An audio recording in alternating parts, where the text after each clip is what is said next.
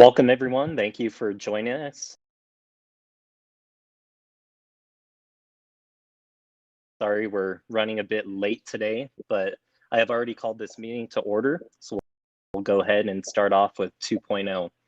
Superintendent Macaluso, do you have any corrections or modifications to the agenda?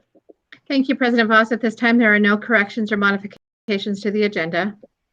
Then I will move that we adopt the agenda as presented. Second. I'll call the vote, please. Ms. Clementi? Aye. Mr. Farrell? Aye. Judge Mays? Aye. Mr. Voss? Aye.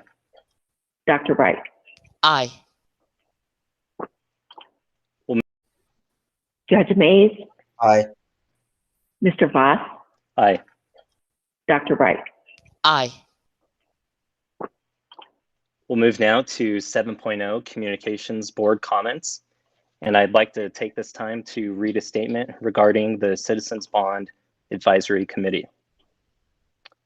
On March 11th, 2021, the Board of Education authorized the construction of a new K-8 school in the north side area of the district to be built on the former Hero School site. This will be the 5th new school that the district will be able to build from bonds approved by the voters, when we originally thought only 2 new schools would be feasible. The opportunity and funding to do this new K-8 school became clearly apparent to us on February 23rd, when we locked in a favorable guaranteed maximum price for the new Centennial and East High Schools. That guaranteed price, combined with the best grants from the state of Colorado to replace Franklin and Sunset Park elementary schools, a receipt of a substantial premium in the sale of the bonds, savings from value engineering and competitive bidding, plus interest earnings from successful investments, resulted in this historic benefit for our citizens. We will be able to complete all of these schools without affecting any of the other school improvement projects. When the board set the ballot question for the bond, we also created a Citizens Bond Advisory Committee to monitor the progress of the projects built with the money. That committee has been meeting regularly, and its work is greatly appreciated. After the approval of the new K-8 school, however, committee members expressed disappointment that the project was not discussed with them first. They have questioned the board's transparency in the process and its legal authority, suggesting that the K-8 project may have been under discussion by the board for months. The committee has asked for clarification of its role. Therefore, we are publicly responding to those concerns. Notwithstanding the creation of advisory committees, such as CBAC, under board policy, the legal responsibility for decision-making in all matters of policy and operation rests with the board. In the case of bond projects, the board is ultimately responsible for determining what projects to construct within the scope of the ballot question. The committee is responsible for monitoring the progress of those projects and reporting to the board.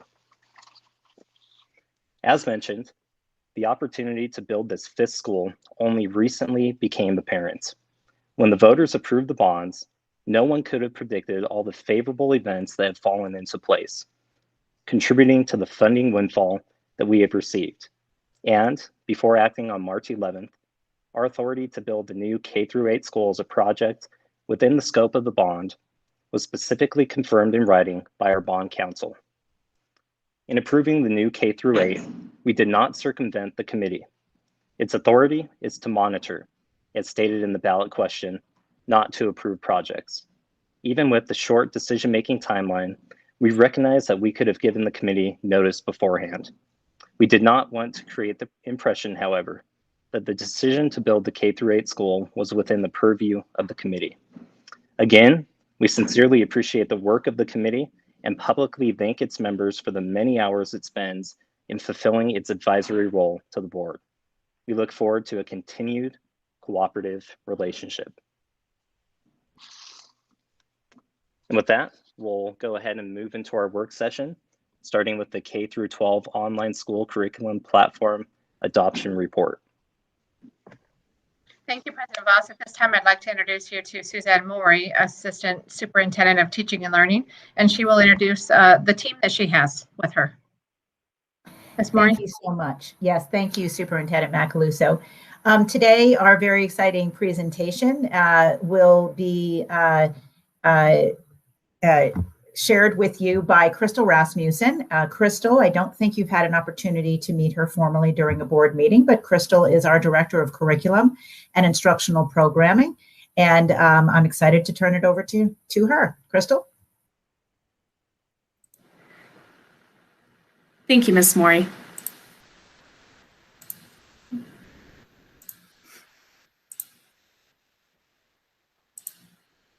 Okay, hopefully you can see that. This presentation is for the District 60 Board of Education meeting occurring on April 15th, 2021. Good afternoon, Superintendent Macaluso, President Voss, and members of the board. I am Crystal Rasmussen. I am the Director of Curriculum and Instructional Programs. It is my pleasure to present the online curriculum platform recommendation for the K-12 online school that will be opening in the fall. The K-12 Online School Task Force was responsible for reviewing potential curriculums and platforms that would be utilized in all levels and subject areas that the K-12 online school would offer. As the task force met, part of our task, as outlined in Policy IJ, was to identify and ensure that the resources which we reviewed and are recommending for adoption were also aligned to academic standards and support the district's educational objectives. The task force was composed of many different stakeholders. We had district administrators, specialists, teachers from secondary and elementary, as well as building administrators. We also ensured that a variety of students would be represented by having specialists for CLDE, gifted and talented, as well as an ESS teacher. Additionally, Judge Mays served as a representative from the Board of Education, and we also had several parents and students. This task force was different than any other task force that most, if not all of us, have served on. Because generally, when we are adopting a curriculum, we are looking for specific pieces that are geared towards one subject area. Oftentimes, the task force is also looking at one level. This task force was charged with looking at online platforms that house curriculum for all levels. The team had to be confident that they were ultimately going to make a recommendation that would serve all different types of learners from all different levels, and that the curriculum would be appropriate, not only in 4th grade music, for example, but also 12th grade AP English. The task force analyzed online curriculum materials and platforms to build a shared understanding of high quality materials.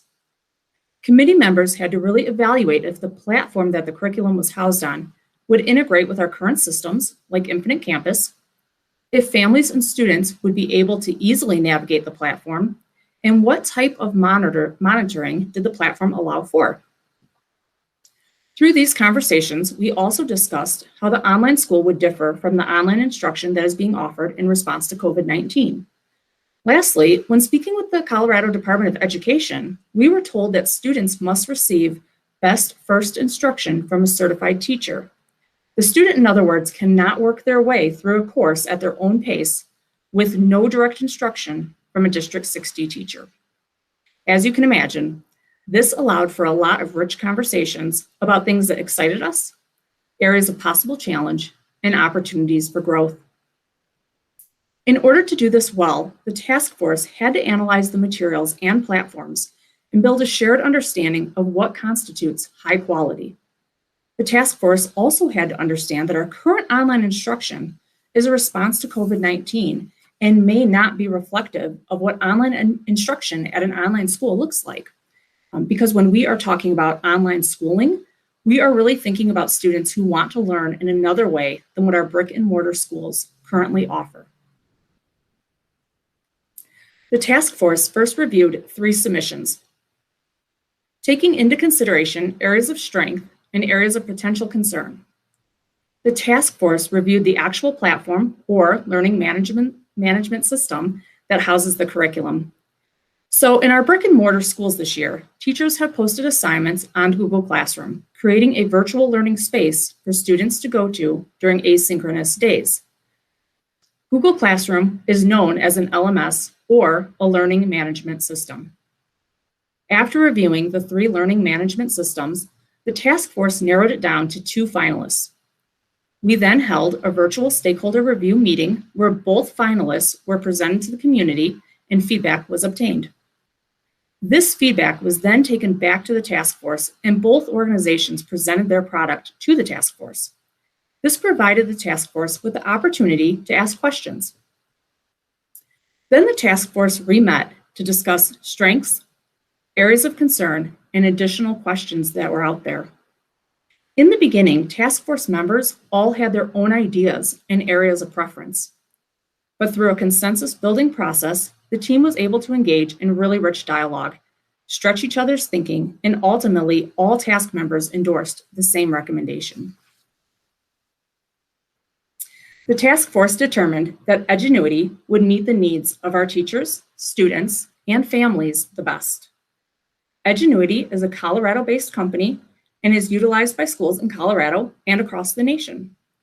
Some of the Colorado school districts that are currently using Edgenuity are Summit, Denver, and Aurora Public Schools. The task force felt that Edgenuity showed a level of commitment that would be paramount when it came to successful implementation.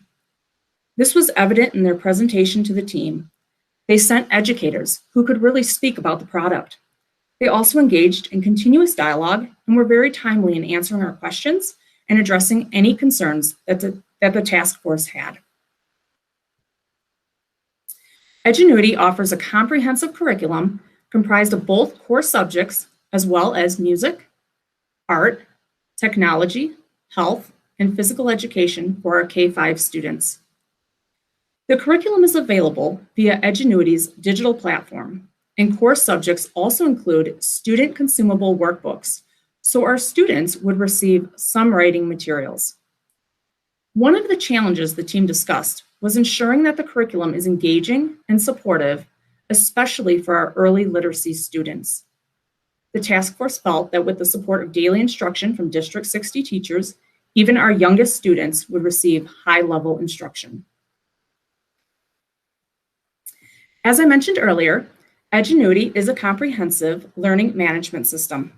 Students will sign on to Edgenuity's platform, and the platform contains all of the curriculum materials that a student needs for courses. Everything is on this one platform. This is a picture of what the student dashboard looks like. So when a K-5 student logs onto Edgenuity, the dashboard loads and every class that the student is enrolled in appears on the student dashboard.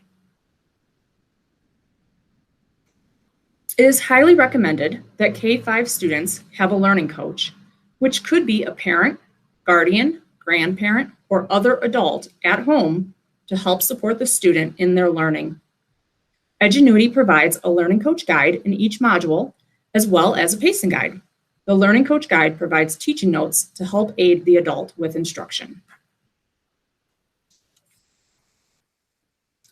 The student's learning coach, or adult who is helping the student at home, is able to monitor student progress. You can see in this 3rd grade math class that the student has completed Module 1, indicated by the green check mark. By clicking on activities, the learning coach can see all activities that the student will be completing. Clicking on the to-do list will show any assignments that are currently past due. This will help both the student and the adult at home ensure that students are staying on pace. Edgenuity offers a variety of supports for students. Text translations, which you can see in the image in the top right corner. Also, notice that students can have the translation read to them by clicking on the arrow, circled in purple, in front of the word "donde." Students can have text read in 30 different languages. For K-3 students, the voice reading is a human voice, which helps students develop fluency. The rate of speed that the voice reads at can also be adjusted. There is a picture dictionary available to students, but students can also highlight unfamiliar words and the dictionary will appear. Notice the arrows circled in purple. Students can click on these arrows and activate the reading feature. They can implement a screen mask as well, which will show a small part of text at a time. This is a sample lesson for a 1st grade student. Indicated by the purple circles, The student can click on the icon and have the text read to them. They can also replay portions of the text as needed. This is the first 2 pages of an introductory lesson. The lesson goes on to include sight words, interactive games, a video, a writing exercise, and story time. Students will also have consumables for the core subjects, which will provide students with opportunities to practice handwriting, for example, while also supporting student learning. K-3 students take synchronous assessments every 6 modules and a benchmarking assessment every 9 modules. Students will complete these assessments with a teacher in a synchronous learning environment. 4th and 5th grade students have a variety of opportunities to practice and demonstrate their learning. There are mini quizzes at the end of each lesson, open-ended authentic assessments to include writing assignments, and at the end of each unit, students complete summative assessments where they will apply the skills that they have learned. Now we are going to transition to secondary curriculum. Edgenuity has pre-built course offerings with ready-to-use lessons available for all core subjects, general electives, world languages, CTE, honors, AP courses, and Edgenuity also includes test preparation courses. The task force did not feel that CTE courses would be able to be offered to our students. CTE courses are beneficial because they lead to certification, which Edgenuity courses do not allow for. Students who want to enroll in one of our robust CTE programs would need to do so in one of our brick and mortar buildings. These classes are all part of the Colorado course list, so they are aligned to Colorado state standards. This ensures that the courses are rigorous and will prepare students for high-stakes testing, such as SAT and CMAS. Edgenuity courses are also NCAA approved. One of the challenges mentioned at the task force was the possible lack of electives at the high school level. However, we felt over time we would be able to grow the offerings and continue to support our students effectively. Additionally, the school districts that we reached out to for reference checks were happy with the quality of courses that Edgenuity offered, and they felt they were able to provide strong educational opportunities without having to supplement, which was not the case with some of the other platforms we reviewed. This is a picture of what the student dashboard looks like at the secondary level. Students will log onto the Edgenuity platform, and the dashboard would then appear showing all courses the student is enrolled in. The dashboard lets students know what their overall grade is and how they are progressing through the course. Because District 60 teachers will have a scope and sequence that they will follow, students will stay on pace with the teacher. When a student enters a course, the student or the adult at home who is supporting the student's learning is able to visually see the course map. Each of the courses follows the same layout, so students know what to expect, which allows students to focus their energy on learning the material, not the platform. This was important to the task force. We really wanted families and students to feel comfortable navigating the platform and the courses. Edgenuity was very intuitive. Also, because it is a K-12 platform and the courses are consistent in layout, families will be able to effectively support their students even at different levels. There truly is one platform that families are learning how to use. The image in the upper right corner is of instruction. It is a video of a woman teaching. This would simulate a student sitting in class listening to an instructor. Each of the lessons has an introductory video. The student is able to listen to content that is provided by the instructor while also interacting with the material. Task force members really liked how students could annotate while receiving information in a video format. The image in the bottom left-hand corner is the assignment that directly follows this particular instruction. You can see that the student is able to access the text by clicking on the hyperlink circled in purple. The text will then open in a new window. All of the materials are contained on this one platform.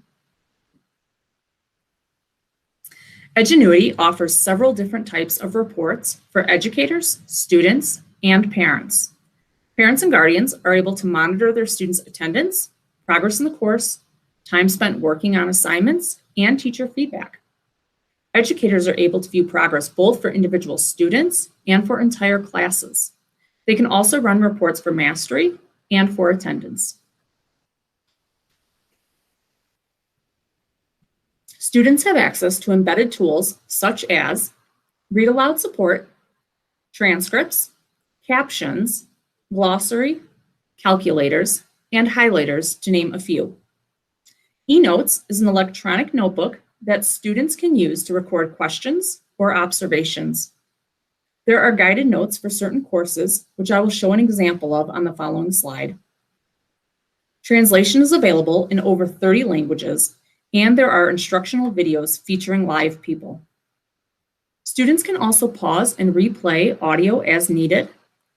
We anticipate that Edgenuity would be able to meet the needs of special education students whose IEP teams have determined that they can satisfactorily participate in an online school to meet their goals. Research shows that taking notes while listening can be challenging. Students have to first hear the information, comprehend it, pick out what's important, summarize it, write the information down, all while still listening to new information. Many students struggle to capture information and organize notes in a way that furthers their own learning.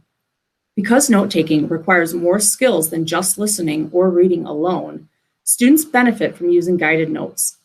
Guided notes have been shown to increase reading comprehension because part of the academic lift is being done for the student. Guided notes are particularly helpful for English language learners or students who just benefit from having a visual representation. Edgenuity secondary courses contain 4 types of assessments. Diagnostic assessments are a pretest at the beginning of each lesson. These are used to assess students' prior knowledge. Formative assessments are embedded within the lesson and serve as checks for understanding. These measure both content and skills. Interim assessments occur after the student finishes a lesson, and summative assessments occur at the end of each unit or course.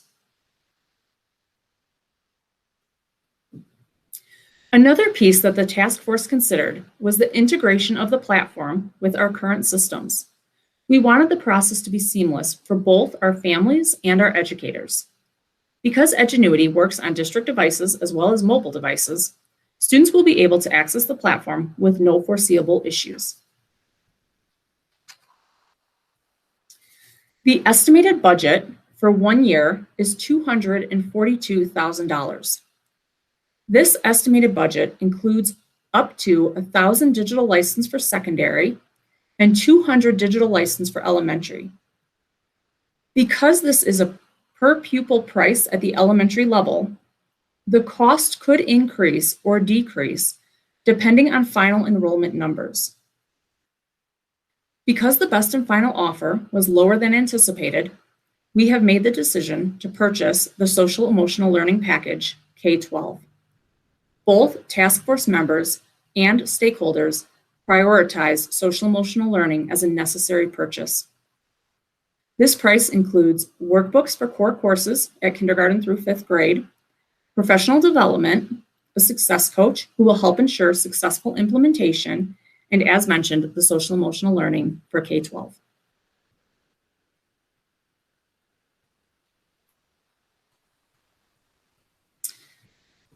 Cheryl Farr is not only a member of the task force, but she is also a chemistry and biology teacher at Centennial High School. At this time, I would like to turn the presentation over to Cheryl Farr.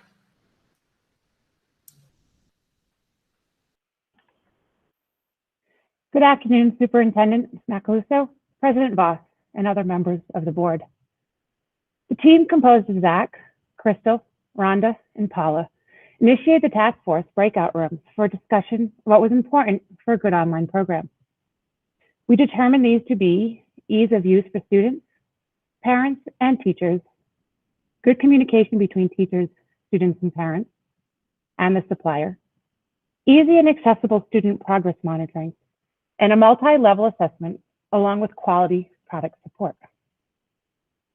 The team led a well-organized, transparent, unbiased, and aligned presentation for the task force participants. We viewed the curriculum by looking at sample lessons, the objectives, and lesson plans. Assessments were discussed along with the teacher experience, student experience, and parent experience for each online option. References, both state and national customers alike, were contacted and information shared out to the task force. For each presentation, we discussed and formulated a list of the positive attributes, concerns of the product, and questions for the companies. We also discussed if a K-5, 6-12 split would be desirable. We spent a day learning about the products for the respective companies. After further discussion and budget review, we chose Edgenuity. Our reasonings are that high school lessons are far superior to the other products, while elementary and middle school were on par. Edgenuity lessons contain a quality mix of lectures and videos with explicit instruction, a short review which is then followed by application. A personal connection was felt when watching the video as real people provide scaffolding throughout the lesson. The curriculum is standards-based and NCAA approved with the ability to modify by adding but not by removing information. The students have the ability to take a 7th class also.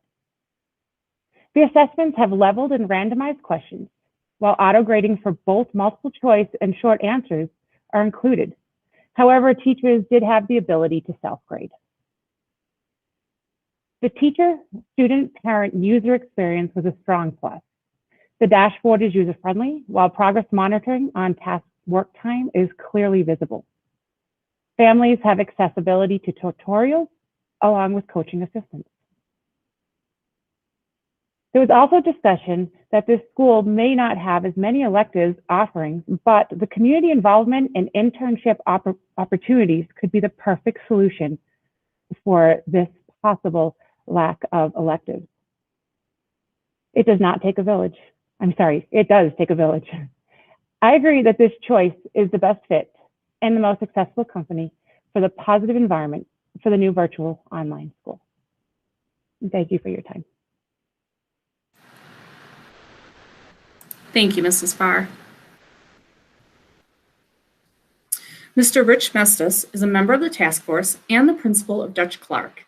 At this time, I would like to turn the presentation over to Mr. Mestis. Good afternoon, Superintendent Macaluso, President Voss, members of the board. It's my privilege to share with you today my enthusiasm and support for the development of a high-quality K-12 online learning experience for our community. Securing a quality online curriculum and learning management system are two critical components to be successful in the online learning experience.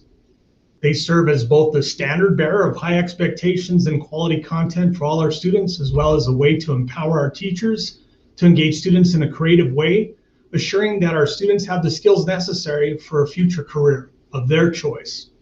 Edgenuity is a combination of both engaging curriculum and a quality learning management system. We are very fortunate to have a tool that combines both of these important components. This tool will allow our teachers to establish best teaching practices within a flexible online platform.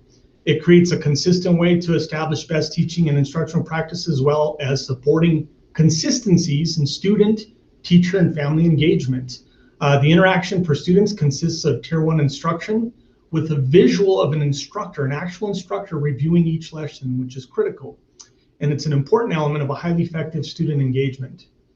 It is not just a voice reading to the student, but an actual teacher providing guidance throughout each lesson. Our teachers will also have several resources available within the platform to help provide additional opportunities for student engagement and learning.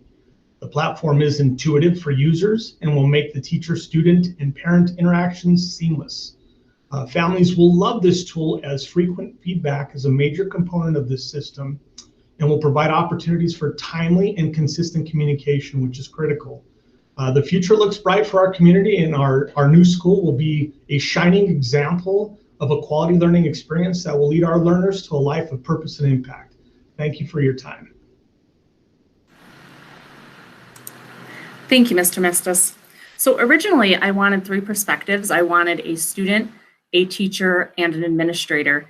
When I reached out to our student, one of the ones that was on the committee, I thought it was really cute. He had said that he would really like to talk to the board and present, but he had to go to school. So he chose Shows his class. Later in the agenda, you will see an action item to approve the adoption of Edgenuity for the curriculum and platform for the K-12 online school. We are asking that you approve the action item. Since our digital license won't start until July 1st, we will bring you a PO for approval at an upcoming board meeting later this spring. Several members from our task force are here to answer any further questions that you may have. I will now turn it back over to you, President Voss. Thank you. Well, thank you so much for your presentation. Dr. Wright, do you have any questions? Yes, and I also want to first of all commend the task force and all of your involvement, to thank you so much for doing this work for us to look at other platforms and what's available to our students. I was very glad to hear several things about it. I'm glad to hear the support of staff and students and parents concerning this. That's very important. But I was also glad to see that the social emotional learning component, because we know that with coming back to school, whether in person or online, that's one of the issues that's critical for us to address with our students who have been impacted by the ravages of COVID. Particularly in the high school, my first question, you didn't give me many because you answered a lot of them. So let me just go ahead and give you kudos for that. That was well presented and a lot of information. It looks like a very good curriculum from my perspective.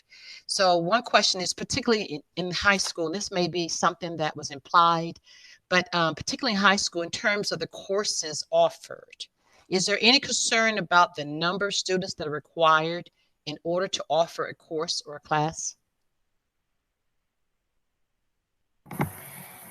Dr. Wright, I'll jump in, and then please others join me if you can add into the response. So no, there's not. There doesn't need to be, you know, a minimum We did talk about how many students might be, you know, at the teacher-student ratio, but you don't need a certain number for a course to move forward. What you do need, however, is a teacher who is licensed, endorsed, or has the qualifications to teach the course. So in that way, you may be limited in what you can offer. So for example, the platform offers Latin 1 and Latin 2, but if we don't have somebody licensed or endorsed to teach that, we wouldn't be able to offer it. So we are limited in that way. Okay, thank you very much. So that was a question concerned about the FTE, the ratio of the students to teachers. You addressed the other issue about special education, because I was wondering about this platform and what limitations would it be for some of our students. And as always, an IEP decision team makes the decision. So that's what I heard. And I was glad to hear that the students will get a chance to address this with their teams to determine whether or not this platform is you know, important or pertinent or can be used by them. But the last question deals with the performing arts. I know that in the elementary level, we saw some evidence of that, and I saw the listings of the courses. So is there any in supplemental, are there any online available platforms with performing arts with a virtual experience that can be incorporated in our model? At this time, that's not something that we've explored. I'm not aware of any special applications out there. We could certainly see, but at this time, we would be limited in terms of the actual courses to what is available in the platform. We have talked about how extracurricular opportunities students can participate, and that's not only athletics. That might be an after-school arts activity, a marching band would be a good example of that. And they would participate at their home school. Thank you very much. I did hear that the community engagement component, but right now it seems like, and thank you so much for saying it's something you hadn't done, but that's something that you can possibly look into. With everything changing, you know, with COVID, it has brought much creativity to the plate. So perhaps there's a budding place out there that might give us what we might need. But thank you so much again. Great job. I appreciate it. Judge Mays. President Voss, if I may, I obviously was involved in this process. If you do not mind, if you could circle back to me after the other board members have asked their questions and made their comments so that I can give you my observations of the process that we just went through. Sure, I can do that. Mr. Farrell? Thank you, President Voss. Thank you, everyone, for the presentation. Ms. Rasmussen, it was good to hear from you. Ms. Farr, thank you for giving the teacher perspective. I always appreciate that. Mr. Mestis, I think you have a unique perspective on this curriculum and this project that we're journeying into. So thank you, and thank you to all of the committee who reviewed this. You mentioned at the beginning that typically when you do a curriculum review and adoption process, it's one subject or one grade level or very limited in scope compared to the scope of this project. So thank you for working through this heavy lift and this big project with a lot to go through. I also wanted to give kudos to the student who prioritized his education. It would have been great to have a student perspective, but I can't fault them for that. A few things that jumped out at me that I'm excited about were the consumables. I guess I'm still a little old school, but I'm glad that it's not all on a screen, that there are some pen to paper components as well. I loved hearing about the consistency throughout the program, especially how that relates to it as a student progresses from year to year. They don't have to relearn a platform or have different expectations. That'll be easy. It'll be easy for a family with multiple grades. I think those are very, very good things, and thank you for highlighting those. I'm also glad that the committee emphasized the social emotional learning package. Glad to know that that's there. I think, especially in an online environment, it is important to have those resources considered and built in. I do have one question. We closed the presentation, but we talked about I think it was called Teaching Coach. And I think you may have answered whether it was required or suggested. But is there something, I get that it would offer a benefit to the student, obviously, but will it really hinder a student if they don't have somebody who can commit to being a teaching coach? You know, we discussed that on the task force, and we had discussed even before looking at the curriculum that we felt that that would be really important, particularly with our youngest students. We also talked about, as part of the enrollment process, if you will, reaching out directly to families and talking about that component, particularly for the younger students, so that they understand that in order for most learners at that age to participate successfully, it's going to require that assistance from home. That being said, we also talked about the importance, particularly in the younger K-5 grades, of a teacher working, interacting on the screen with them, a D60 teacher, every single day for an extended period of time every day. So in combination, we felt that most students would be able to be successful, but that learning coach is important.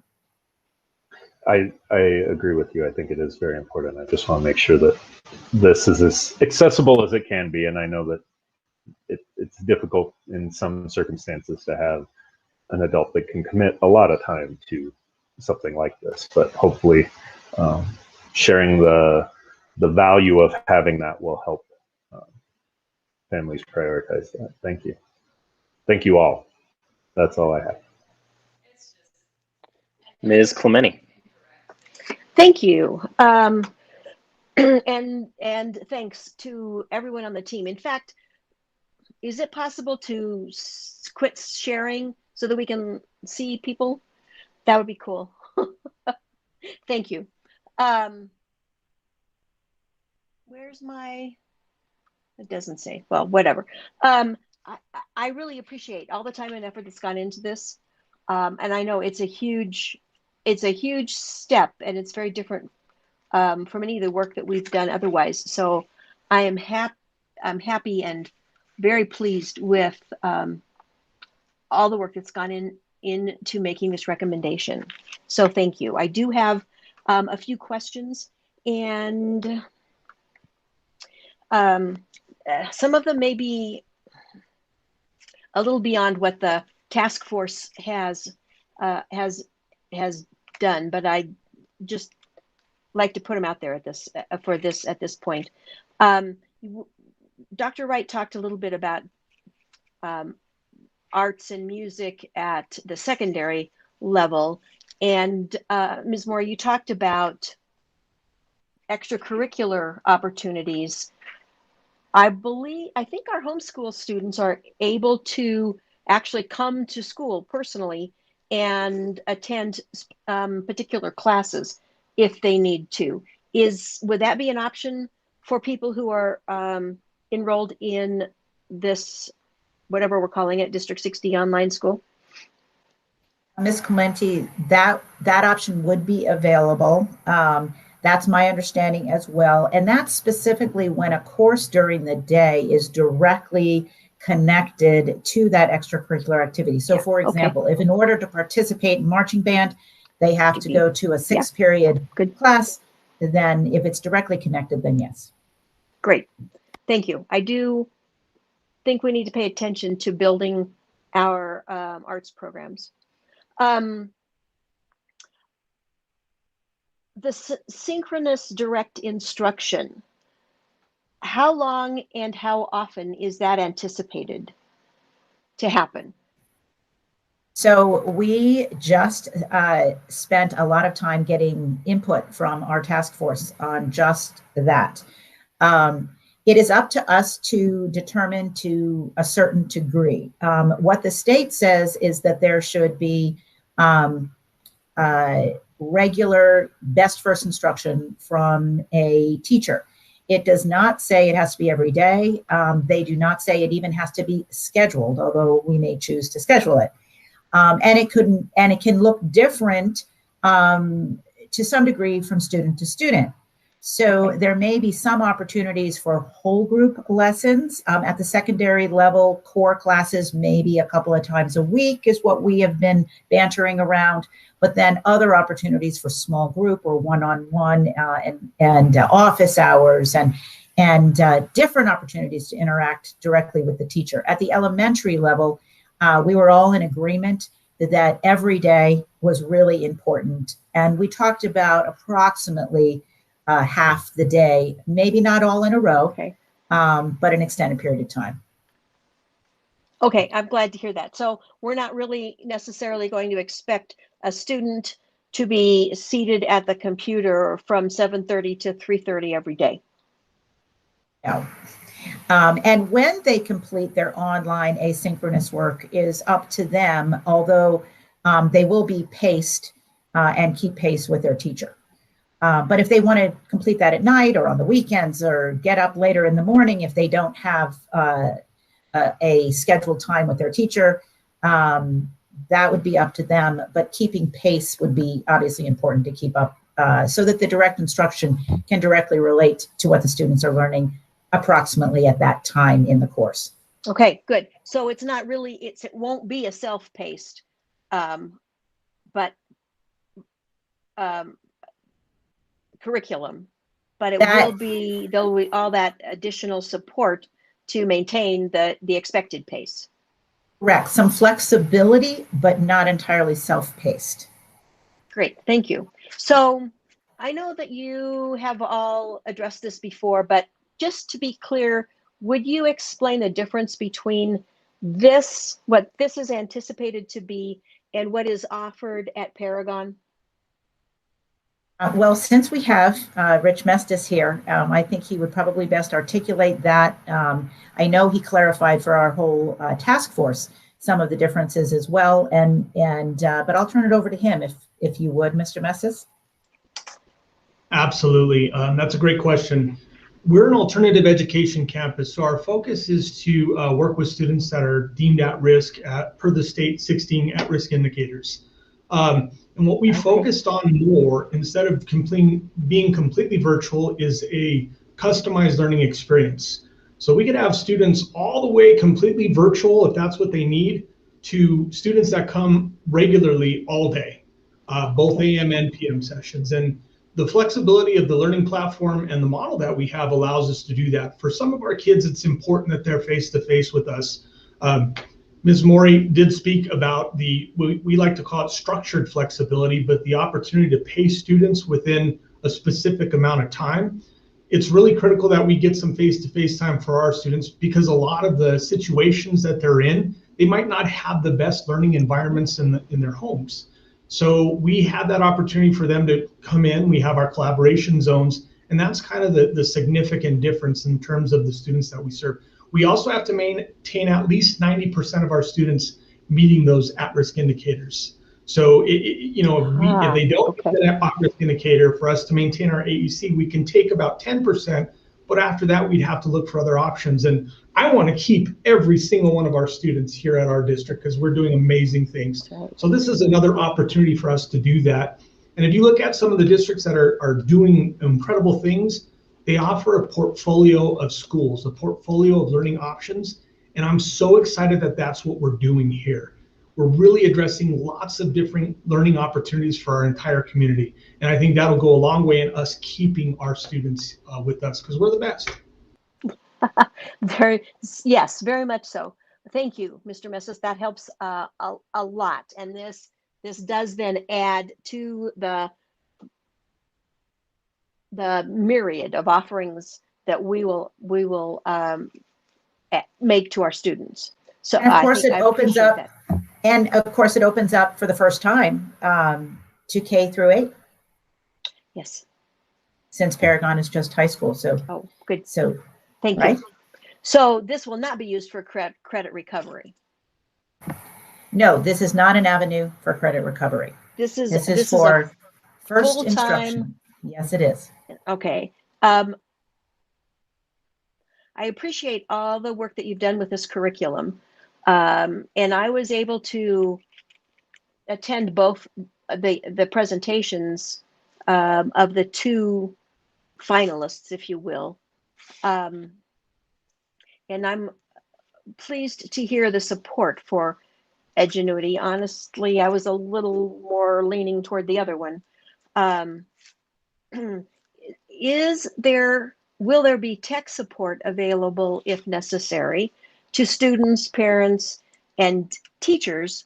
As teachers are doing synchronous work, they may need to get into YouTube or to Canva or to other presentation tools. So will that come through us or from Edgenuity? So there is an avenue where parents or students could reach out directly to Edgenuity. However, we already have in our staffing plan a dedicated technology support person. We actually have already identified who that's going to be because it's somebody already in our district in a similar role who will transition to directly support the school. So that would be support for the staff, parents, or students. Great. Good to hear. Thank you. Thank you. Because that's always important, especially with how you interface with the particular LMS. How will a student's schedule be determined? So when you think of a traditional schedule, it's a little different because it's not at a certain time necessarily, other than when you're scheduled to meet with your teacher that might be scheduled. Mainly a student will be scheduled into the courses, and then who will be the teacher supporting them in that course. And so you heard in the presentation, one of the positives about this is we felt students could take 7 classes at the high school level. Whereas with the other platform, that was questionable. They felt that 6 would be the maximum, but Edgenuity felt like 7 would be manageable. So they'll be scheduled into particular courses. In terms of electives, there'll be either identified electives, perhaps at the elementary and the middle school level, that will be offered at each grade. But then at the high school, there'll be a range. There'll be a portfolio of electives that students will be able to choose from. That's how we anticipate that looking. So will we need some kind of counseling advice? Will the same graduation requirements apply? Absolutely. So we need somebody to help them keep track of graduation requirements, right?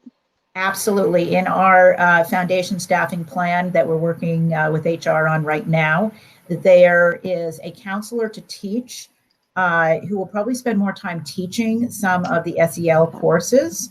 But we also have in the plan more traditional, if you will, high school counselor who will support with post-secondary tracking credits, et cetera. So absolutely. Good. And of course, that's something our principal, and then we will have a dean, an instructional we'll help with dean that. as well to assist with that as well. Okay. Good. Thank you. Thank you. Will this mean we have a 6th or 7th graduation ceremony every year? Gosh, I haven't gotten that far, but I'm hoping we do. Yes. Yes, that'll be cool. One last question, and that's about what other online schools who function in this area use as an LMS. Will we be the only one that uses Edgenuity? And can we use that as kind of a selling tool point? Oh, you're muted still. I'm sorry. Oh, sorry. Yeah, Ms. Clementi, I think we could use it as a selling tool. Edgenuity is top of the line. It's the Cadillac, as some of the people on the task force said. So although it is used across our state in some of the larger districts that were shared, Adams 12 and Aurora and Denver and Summit and Eagle County, it's not used in the immediate vicinity. I know 70 Online uses Peak at the secondary level, and they just have a handful of elementary students who use K-12. I know AIM Global uses Edmentum, and Academy D20 uses Pearson. So I do think we have a specialty in the platform we have selected. I thank you very much. I think that matters, and I do hope we use it to our advantage. I'm very much impressed with this offering, and am happy to support Edgenuity as our curriculum. Thank you. I don't think I have any further questions myself, but I just want to say thank you to the entire task force. I know it was a lot of work, but it's incredibly important work. And I think ultimately it produced a curriculum and a platform that's pretty exciting. So I'm looking forward to it. Judge Mays, I'd love to hear your perspective as being the board member that served on the task force. Thank you, President Voss. Let me say that I am extremely grateful to be allowed to have participated in this process, working with some just outstanding people that went to work from second one and all the way up through the end. I don't know that I've ever been associated with a professional group that put so much heart and soul into something that they were doing, and recognizing the importance of getting it right. And I really appreciate that. I also want to thank all of them for putting up with all my technical gaffes. I learned some things. I don't remember if it's NewPod or no. I learned chat room, Nearpod, whatever. As you could see, I still haven't learned much of anything, but I know that they're fabulous instructors because they were able to even teach me, and that's a very difficult thing to do. Ms. Clementi, you mentioned your thoughts on the two finalists and all that.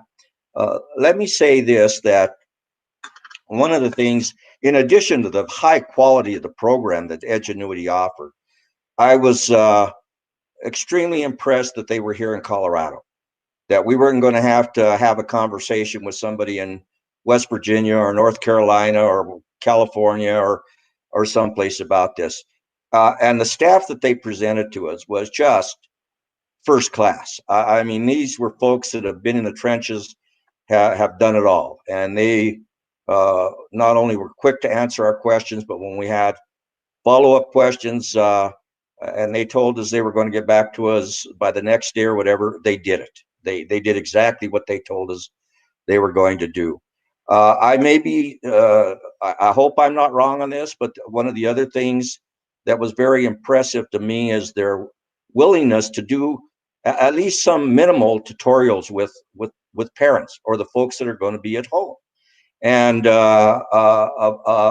be available for those folks. That was a real strong selling point to me. In addition to the stakeholder group understanding that this is going to be a difficult process to see who are the students that are going to be online, because there has to be a real level of commitment, not only to stick it out, but to let us know what are your support services at home.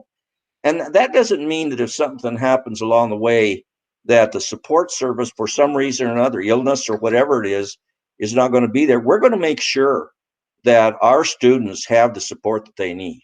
And so that commitment is really important. I want to say that I want to give Miss Maury a lot of kudos here. I don't know that I've ever been involved in a group before that was so time sensitive.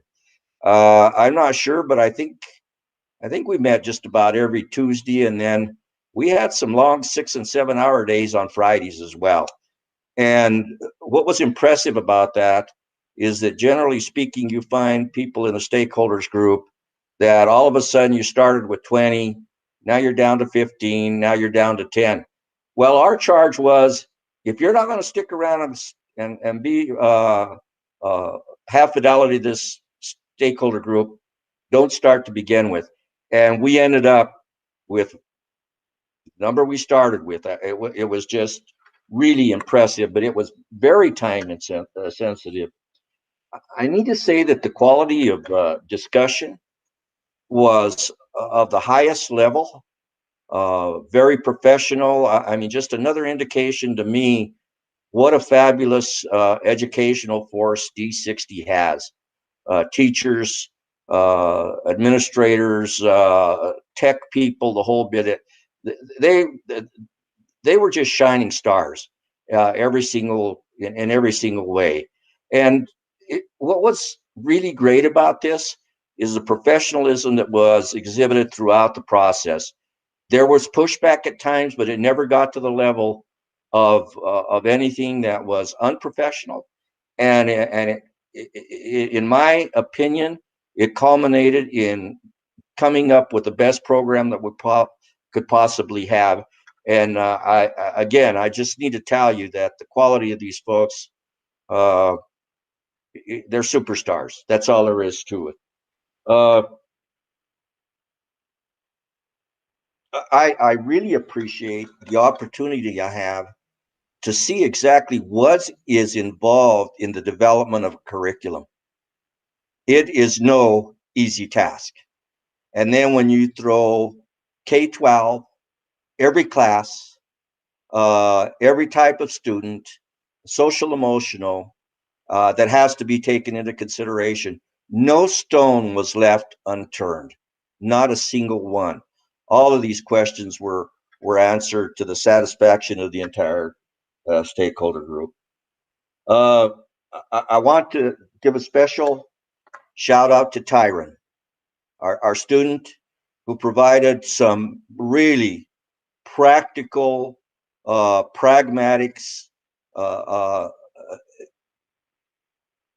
advice to the group. And he's a man, unlike me, of very few words, but I will tell you, when Tyron spoke, everybody listened. And it just needs to be, I don't know, at some point along the line, I said he deserves some pizza and stuff. And somebody told me they were going to get him some pizza. I don't know if they did or not, but I'm going to go back and check. That's for sure. And finally, Miss Maury, I wonder if you wouldn't mind, and I would like for these folks to actually be on camera. I'll mention names, and I hope I don't forget anybody, but the facilitators that you had here: Paula, Marcy, Zach, Rhonda, of course, Crystal, you, Ted Johnson. I would like, if you wouldn't mind at this time, I'd like for them to all be seen on our screens. And if I miss somebody, Miss Maury, would you please? I didn't do it intentionally, and I always worry about leaving somebody out because everybody was just so phenomenal in this process. But I'd like for those folks to show their fabulous faces to the board members that were involved in this process. So give them your direction. You're the chief. Well, I do want to add that Rhonda Holcomb is probably watching right now, but she is not on this call, and she did a tremendous job in assisting us as one of our most experienced curriculum facilitators, really guiding all of us through that process with her expertise. So shout out to Rhonda, who you can't see her at this time, but I know she's out there watching. Amazing team. It really was an amazing team. We had an opportunity to do breakout rooms and use different facilitators along the way. There's so much going on right now that it really did take an extended team working together to plan out not only the curriculum, but as you know, the task force has provided a lot of feedback in a variety of different ways on a variety of different topic areas. In terms of the development and design of the school that we'll be sharing more about as soon as our next board meeting. So great job and well-deserved. Thank you. Thanks. So Thanks. Marcy, Rhonda. Rhonda, Zach, let's see your faces, please. Yep, and Rhonda just joined us. Rhonda, you were given some affirmations, so glad you joined us. Thank you all. I don't know why my camera isn't working, Judge Mays, but I've tried. We can see you, Marcy. We can see your beautiful face. I think thank you all to make some noise so that they appear. Right. Yeah. Fabulous team. Just a fabulous, fabulous team. I can't say it enough. Yep. Thank you all for your comments. Thank you for the presentation. By the time it comes to me, everybody has already said all the affirmations, but again, I want to also say thanks. Rich Mesta said it best. We do it best because we have professionals that are dedicated to what's best for our kids. So thank you all for your leadership, and thank you all for committing the time. I know it was an extensive amount of time on this committee. I hope, Judge Mays, that you join us for another task force, because I hope we didn't scare you away. So I didn't hear that. I didn't hear that. I was just, yeah, exactly. So thank you all. Thank you, everyone. We'll move now to the Pueblo School District 60 Strategic Plan 2019-2021 report. Thank you, President Voss. I'd like to introduce you to Suzanne Maury, and she's going to have some help from her immediate team. And we're so proud to present to you some of the celebrations and accomplishments of our strategic plan. And it's been a little while. I think we might have skipped a year, but even in the face of a pandemic, our team has been hard at work advancing lots of initiatives, and we have lots of celebrations. So, Ms. Maury. Thank you so much. You are absolutely right. We have an incredible amount to celebrate. This report is going to represent 2 years worth of work. And President Voss, members of the board, I think you will be amazed at what has been accomplished. Approximately 4 years ago, D60, and remember, we used to call ourselves Pueblo City Schools back then, but we embarked on the process of writing a new mission and vision statements, new district core values, as well as develop a new multi-year district strategic plan. This was a year-long process initially. It involved a multitude of stakeholders, and it included a careful analysis of the accomplishments of the past, an understanding of our current state, and then future goal setting.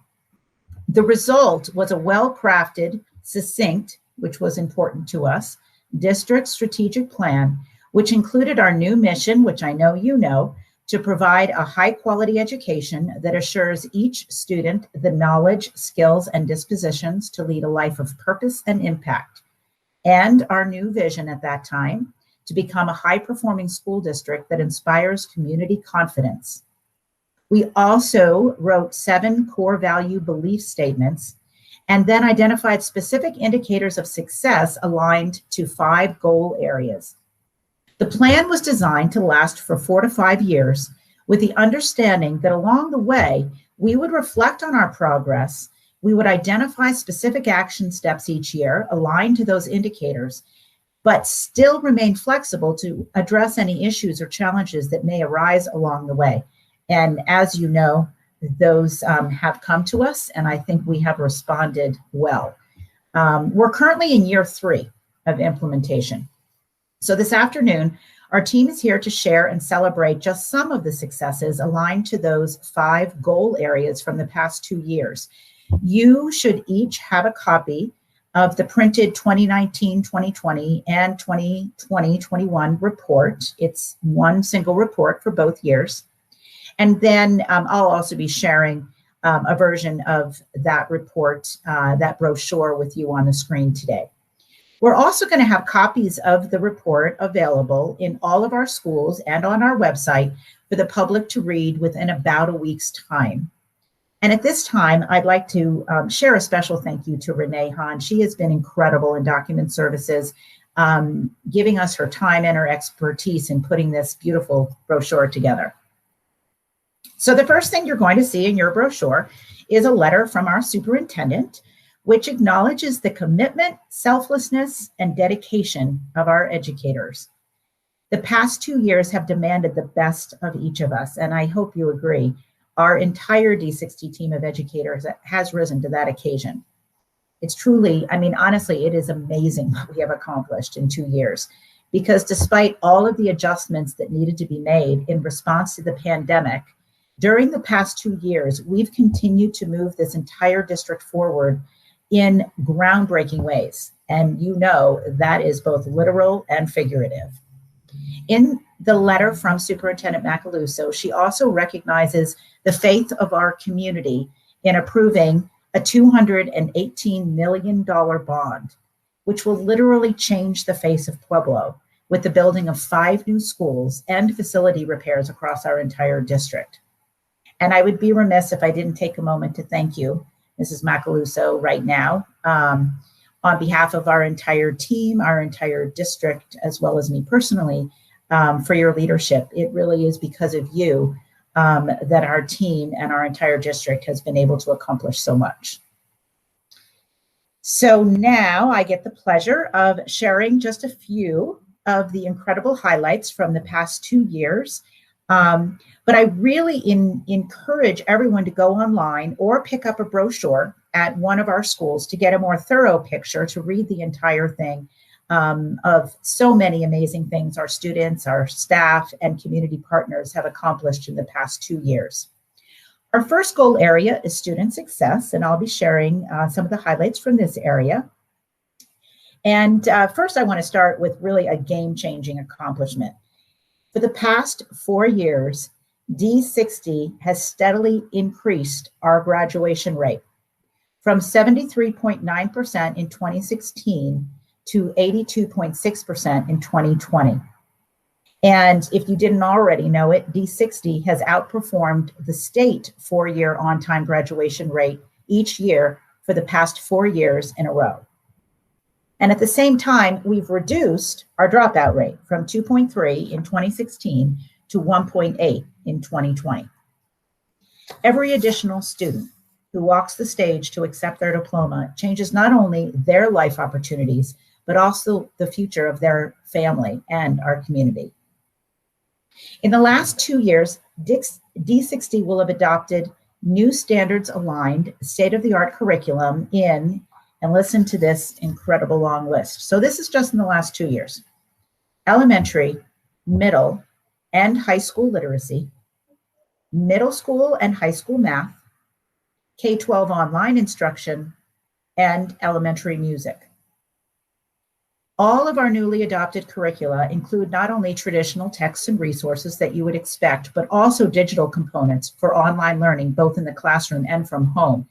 And now with all of our students having their own digital device, we are really able to fully access all of those additional applications. So think about what a game changer this is. For example, I don't know if you know, but the last high school literacy adoption was in 2005. Since that time, the Common Core and Colorado State standards have entirely been rewritten.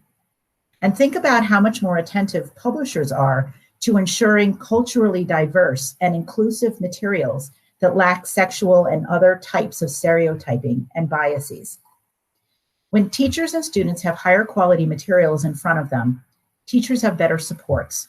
They don't have to go searching around for materials, which enables them to just focus their planning time on how they're going to teach, not what they're going to teach. We can be more confident that we're aligning instruction across the entire district in all classrooms to the rigor of the standards, and that the materials, the text relevancy, the different modalities of learning will be more engaging consistently across all of our classrooms for our students. In addition to new curriculum materials, by next year, we're also going to have new diagnostic and benchmarking assessments in place. We're working with a task force on that as we speak. These new assessments and aligned online independent practice materials will help us to accurately track each student's academic growth, better inform that differentiated planning and instruction that all of our teachers strive for, and provide needed online independent practice intervention when necessary.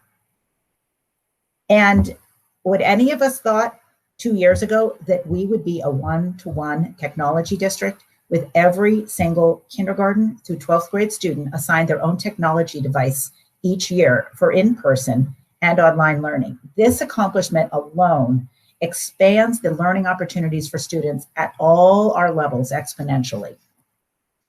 Within the past 2 years, we've also added two new CTE pathways. This is the second year of implementation of South's criminal justice CTE pathway. And as of next year, we will have a new teacher cadet CTE pathway at East High School. And the last thing I'd like to highlight, as I know you're aware, is the creation of the new D60 K-12 online school, which will be opening next school year. This was only a dream action step, I have to say, within our district strategic plan when we first wrote it. But it is a perfect example of how implementation of our district strategic plan is dynamic and how we need to be responsive and change those action steps and goals along the way to respond to the changing needs of our district. So next, I'd like to turn it over to Erin Bravo. Erin is going to talk with us about some of the highlights and accomplishments under the goal of safe and positive culture. Thank you, Ms. Mori. I'm eager to highlight some of the accomplishments in the area of safe and positive culture within our district. A primary focus of our district is to ensure a safe and positive culture in all of our schools, as well as support the social, emotional wellness and mental health of our students, families, and staff. Many of the things we are able to offer would not be possible without the strong collaborative community partnerships that are in place. Pueblo School District 60 continues to collaborate with local agencies to align resources and interventions for students and their families. Some resources include the Juvenile Services Planning Committee, also known as the JSPC, Systems of Care, Health Solutions, Department of Human Services, as well as judicial partnerships, House Bill 1451 wraparound services, and also some local mentoring programs. Moving on, to say that this past year has been unique would be a major understatement. With in-person, hybrid, and virtual instruction happening across the district, we needed to shift many of our processes. School safety drills, threat assessment procedures, and student and family counseling practices were modified to ensure all safety and health guidelines remained in place. In some cases, this required the transition to an online implementation in response to the COVID-19 pandemic. Shout out to Mr. Mike Baer, Director of School Culture, Wellness, and Safety, for his leadership in ensuring all practices and procedures remained intact during this time of adaptation.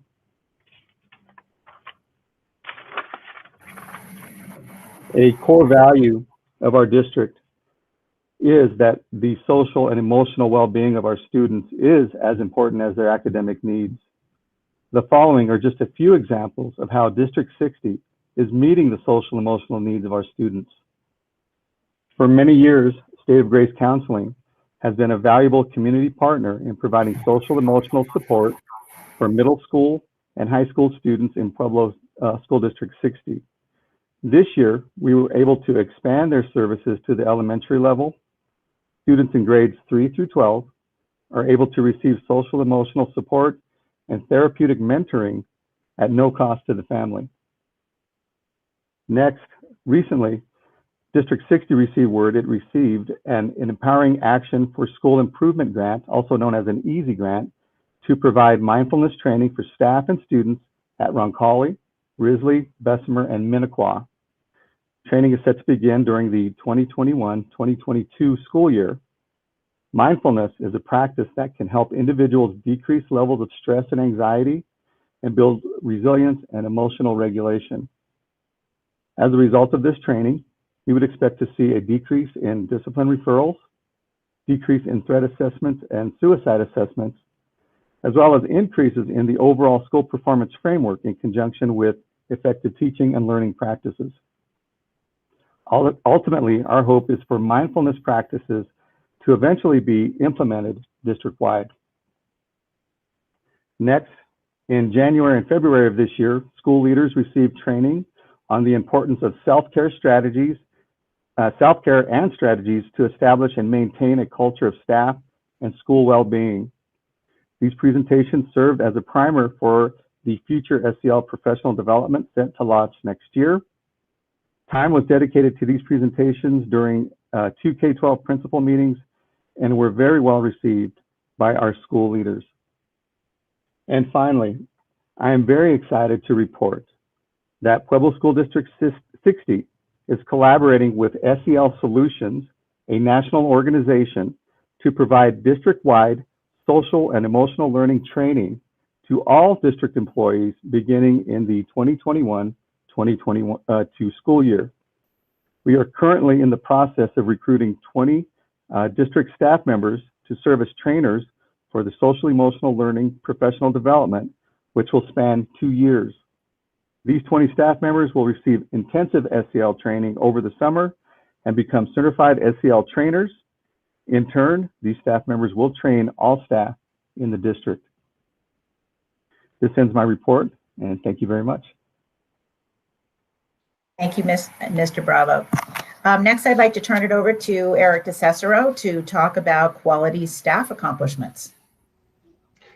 Good afternoon, and thank you for giving us this opportunity to discuss some of the things that have been taking place in HR for the last couple of years. I think you'll hear throughout the report, the recurring theme, of course, is we had very good plans of what we were going to do, and then, of course, the pandemic hit, and that changed quite a bit of what we had in mind. And one of the things that really dominated our last year, of course, and last spring in particular, was the fact that we had all these positions now that we needed to hire, and we needed to fill our schools for an unknown fall that we didn't know what it was going to look like at that time. So we truly had to reinvent hiring as a concept, right, from start to finish, really shifting to a virtual hiring environment that had never been created. We had to be very creative to be able to do that, and we reinvented that from top to bottom. And I can't thank my staff enough for all those pieces that we continue to utilize even today. We are hopeful that we can transition, of course, back to in-person interviews at some point in the near future, but we've learned a lot, and we will use many of those components that we innovated throughout that time moving forward. So it really was a good thing for us to go through. We have also designed and distributed and analyzed employee surveys that were created during our stakeholder meetings when we originally created the strategic plan. Those surveys are for new hires and employees that are in the district for years, at years 4 10, and 20 plus, in an effort to receive feedback on both the operations of the district and our HR processes, and in the hope of continuous improvement. We always want to know how we're doing, what we can do to improve, and continue to look at that at people at different stages throughout their career. We also developed and implemented several electronic onboarding processes and hiring and record maintenance procedures and processes that are in place now for our employees. And that's just a little bit of the work that we've been working on for the past couple of years in HR. Thank you. Thank you, Mr. DeCicero. Now I'm going to turn it over to Dalton Sprouse to share some of the highlights from community engagement. Well, thank you. And as our assistant superintendent mentioned, this last year and even beyond has really demanded the best from all of us. And when you look at the amount of work being pushed forward through this school district, not even a pandemic could really slow us down. There's phenomenal work happening, and that's all a credit, I think, to us having the strategic plan in place even before the pandemic, which prepared us and allowed us to be a one-to-one school district at the beginning of the school year and not have to wait for those shipments to come in. And so a lot of this pre-planning is really paying off, and we're continuing to move forward. As you heard earlier, we were once known as Pueblo City Schools. It sounds like an eternity ago, and the name sounds even more awkward now. But we had the goal as part of the strategic plan to reinvent District 60, bring District 60 back, but bring it with a new look. We brought forward a new logo design, and from that, we developed a brand new website that's truly state of the art. In fact, just the other day, I was having a conversation with Blackboard. They checked in on me and wanted to make sure we were feeling pretty good about our website.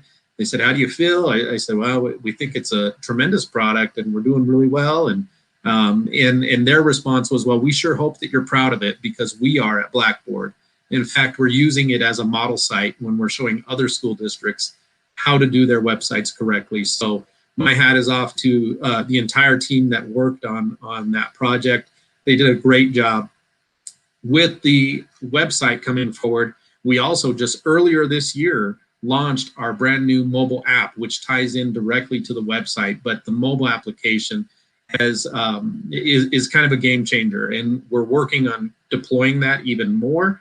But we really think that the more we can get it in the hands of our students, our staff members, their parents, just anyone, even community members that want to know more, it's going to be a very, very valuable tool. This mobile application gives parents and students the opportunity to see what's on the lunch menu for the next day. Something as simple as that, to look up school directories when they're trying to contact a teacher or somebody where they may need help, have that information at their fingertips. There's also school and district alerts. So if there's a water main break or a weather emergency, we're able to communicate more effectively now because of the mobile application. And more, our parents have the opportunity to really monitor the progress of their students' grades and their attendance and things of that nature. So this tool and the website will continue to be improved as we move forward. We have a lot of opportunities with it, but we've had a lot of success. We don't want to lose sight of that. I also want to mention that we have a great expanded presence on social media. And I'm not just talking about Facebook. We're also on Twitter and Instagram, and utilizing our website as a landing place. So driving people back to the website whenever we're posting information. And you'll notice that we're doing a great job of sharing those good and positive stories in our school district. Things that, something as simple as Student of the Month, to meet your principal, to students receiving great accolades in the community. This is really kind of firing on all cylinders right now. And so I want to congratulate our team. I also want to recognize them for providing training opportunities on both the website and social media to our staff members and our principals. We're doing a great job. And as we do all of that, we want to be mindful that we continue to recognize the community partnerships that we've built in District 60 and those that we continue to develop. And so this concludes my report, and I just want to thank you all for the work that you do. Your leadership has brought us to this. Thank you, Mr. Sprouse. And now Dave Horner and Bob Lawson are going to share with you our accomplishments these last 2 years under budget and sustainable funding, as well as our facility master planning. Good afternoon. Business services had to switch our focus to COVID needs and funding requirements. This required slowing of our improvements and transparency of our financial documents, but progress still was made internally. With the response to COVID requiring one-to-one technology, the increased infrastructure needed to support that, business services and technology made this a major focus to support our students and staff. Also, providing internet at home for students in need with hotspots, along with the changes we all figured out were needed to function in this new virtual world, became another focus of our team. Bond project tracking has continued with the Citizens Bond Advisory Committee. And now I'll turn it over to Bob Lawson to talk about our great facility items. Thank you, and good afternoon.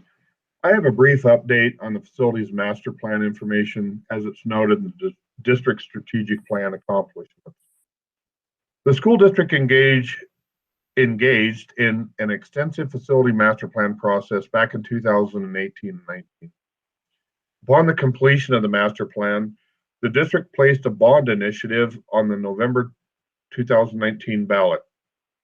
Pueblo voters recognized the urgency in addressing the school building deficiencies the district was facing and graciously approved the ballot measure.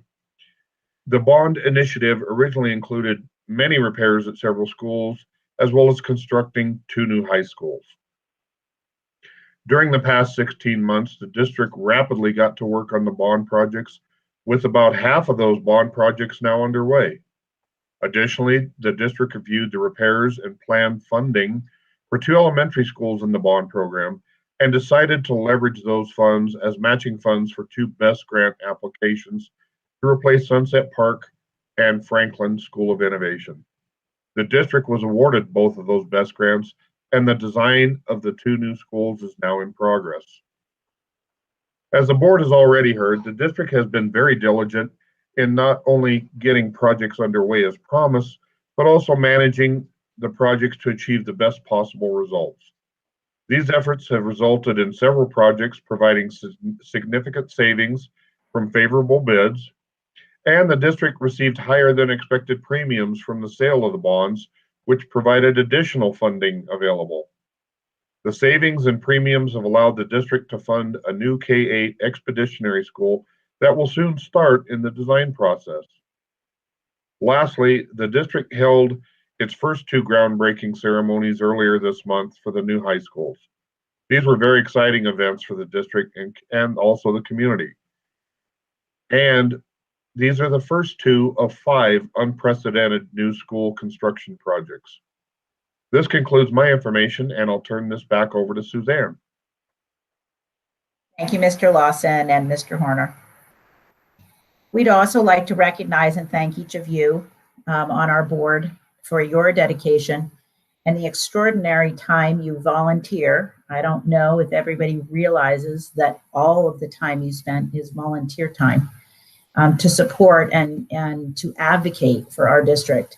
And thank you for pushing us to do our best for the students of Pueblo D60.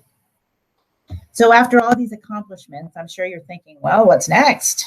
I can assure you that we have lots of work still to go, but the district strategic plan is really dynamic.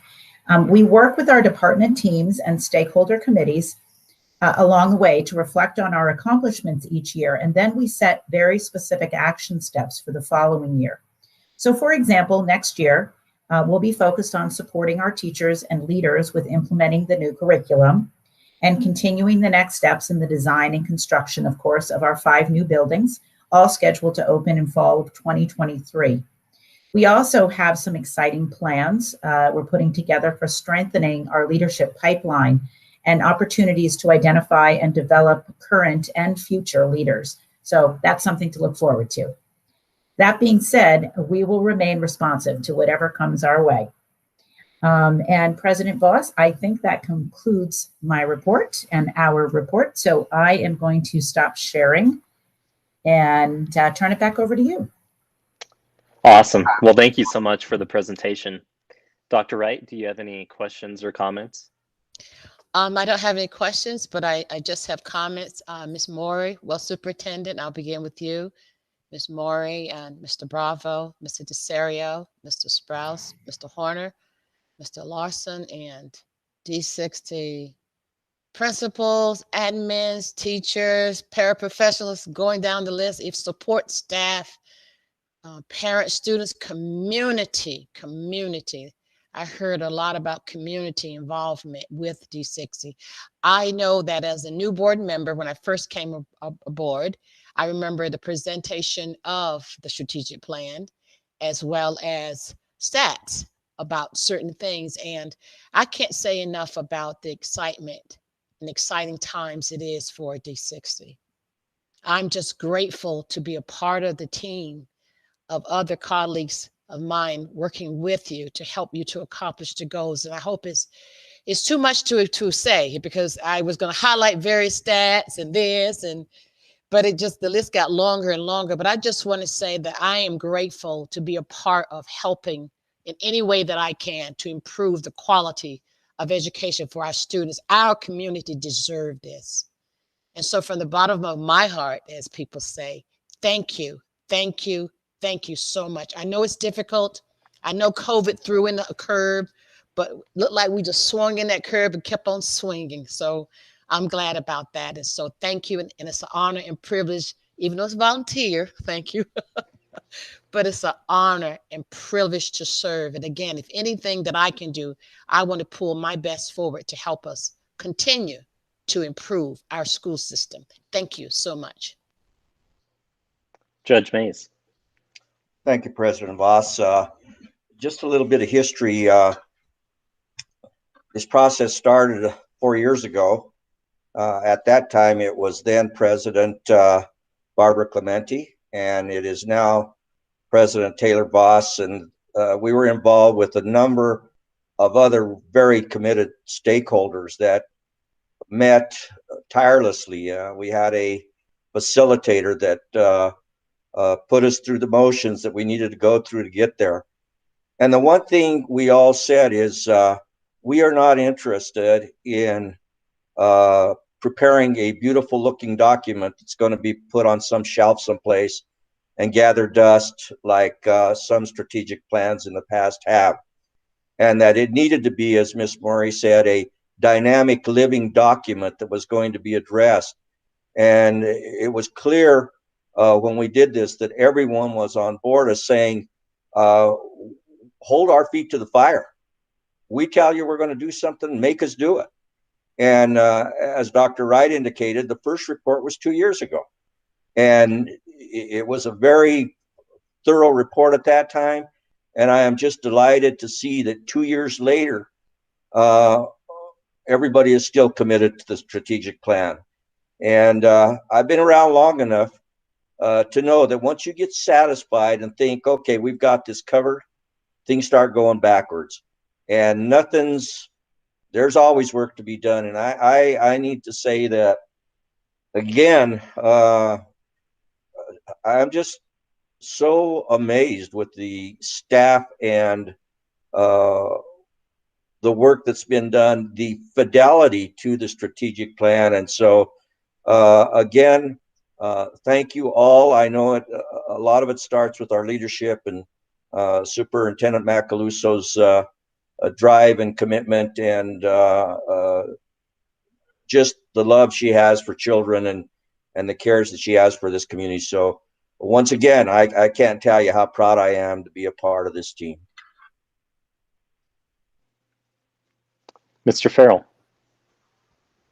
I'm sure some of my comments will echo what we've heard from Dr. Wright and Judge Mays already, but I was reflecting as I'm looking at the bullets on this page, as everyone was presenting, and these words on the page are significant, but I was really reflecting on the human effort that went into every piece of this at every level, from the administration to the school level, to the classroom level, to our students, to the community. there's been so much human effort put into every word on every page within this report and this update. And I want to thank everyone that was involved in that, because everyone has had a piece. Our community has been part of it with supporting the bond, our teachers who are doing the work every day in the classroom, our students who are showing up and performing. It's just overwhelming to think about all the hours, all the time, all the effort that has gone into these successes that we can celebrate today. So I just wanted to thank everyone, literally everyone, for the work that's gone into this. Ms. Clementi. Thank you. I also want to thank everyone who's been involved in this. This was an ambitious undertaking to begin with, to develop the strategic plan, and each of the parts of the strategic plan were fairly ambitious for a school district and community to undertake. And to see the progress so well and so carefully laid out is almost overwhelming. I also am quite proud to be a part of this team. I'd like to ask whether maybe next year it'd be wise for us to put together a smaller committee to kind of review the strategic plan, do any adaptations or amendments that might be appropriate in these last couple years of its lifespan, and perhaps look at whether it's possible to infuse some equity into it as we begin to finish this up, and then we'll look toward building a new strategic plan. Just, I guess, something to think about. You probably already have it all under control and in the works. But I just wanted to put that out there. Again, with my grateful thanks to everyone involved. Thank you for that feedback, Board Member Clementi. I feel like sometimes you're bugging my office because I did have a conversation with some staff members of my cabinet in regard to that truly is the next step in our strategic plan, is to continue to evaluate, of course, those items that we have not accomplished and any items that we need to add and so forth. But to look at the strategic plan through a lens of equity, I think really is the next step for our board and for our district, because the strategic plan could really provide a path in which we continue to eliminate barriers that, address the systemic inequities that we know that are rooted in our educational system. So I would love that opportunity. Give us a little bit of time, but that's the direction that we're looking towards. So I'm glad to hear that the board shares in that value. I'm glad to hear that. Thank you. And really, I think I just want to echo a lot of what has already been said by the board. But I think for me, Judge Mays said it best to me at one point, that a lot of the work that we've been able to achieve as a district in these last 3 years is unprecedented. And what's even more impressive is that we had a year where it was a once in a century global pandemic. And we were able to achieve all of that in the midst of that happening. So I really believe this body of work is something that we should be truly proud of. And I just think back for me, when I was campaigning, I always said that significant change doesn't come from 5 board members. It doesn't even come from a district. It comes from a total community-wide effort. And what I think I'm most proud of is that I think we've been able to do that. The community stepped up, the district stepped up, people in general stepped up to create significant change. And it truly is a new era in D60. So I couldn't be more proud to be a part of this group, but to also be a part of this incredible community. So thank you to everyone. President Voss. Yes. Oh, when Judge was reflecting about the last 4 years, and I looked at Mrs. Morey's face and saw the smile on her face, and I said, wait a minute. Prior to becoming a board member, I was on one of those committees. Oh, wow. I was on that student success committee. So even before serving on the board, my heart was to help. As soon as I heard about the strategic plan, I jumped in as a community member and did my part. So I'm excited. Now I'm on the other side. Now I'm on the board, but we're continuing the great work of this community. Thank you. Absolutely. Thank you, everyone. We'll move now to 8.0 special resolutions, and we have a Week of the Young Child proclamation. Dr. Wright. Thank you, President Voss. 2021 Week of the Young Child proclamation. Whereas the Pueblo School District number 60 and other local organizations, in conjunction with the National Association for the Education of Young Children, are celebrating April 10th through 16th, 2021 as the 50th anniversary of the Week of the Young Child, YOYC, and whereas these organizations are working to improve early learning opportunities, including early literacy and mathematics that can provide a strong foundation of learning for young children. And whereas early childhood teachers and others deserve to be valued, respected, and recognized for the important role they play in high quality early childhood education.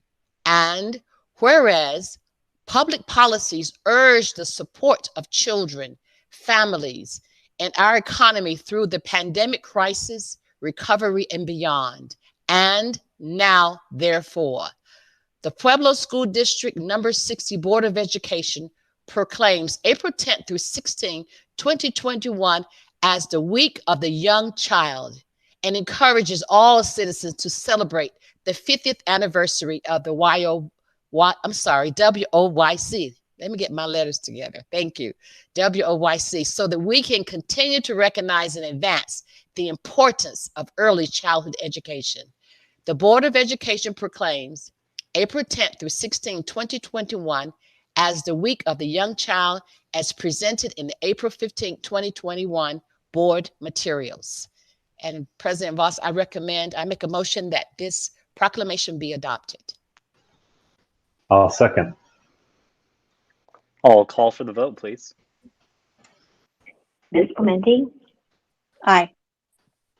Mr. Farrell? Aye. Judge Mays? Aye. Mr. Voss? Aye. Dr. Wright? Aye. We'll move now to 11.0 consent agenda. Are there any consent agenda items anyone would like to be removed to be voted on separately?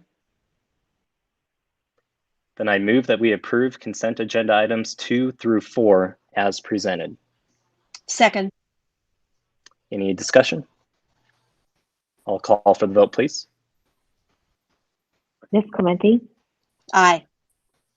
Mr. Farrell? Aye. Judge Mays? Aye. Mr. Voss? Aye. Dr. Wright? Aye. We'll move now to 12.0 action items. Superintendent Macaluso. Thank you, President Voss. I would ask that the Board of Education consider the following leadership appointment, and that recommendation would be for Miss Rochelle Paradiso, Assistant Principal at Minnequa Elementary School, to serve as Principal at Heritage Elementary School, effective August 2nd, 2021. Thank you. I will move that we approve the superintendent's recommendation for administrative appointment as presented in today's board materials. I second. Any discussion? I'll call the vote, please. Ms. Clementi? Aye. Mr. Farrell? Aye. Judge Mays? Aye. Mr. Voss? Aye. Dr. Wright? Aye.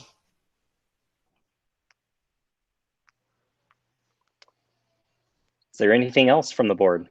Any other business? All right. Then at 4:34 p.m., we are adjourned. Thank you, Thank you, Mr. everyone. President. Thank you, Mr. Voss, everyone. Mr. Voss, can we have the board members stay on? I just need clarification on the next date for the retreat. Did we decide on a retreat date?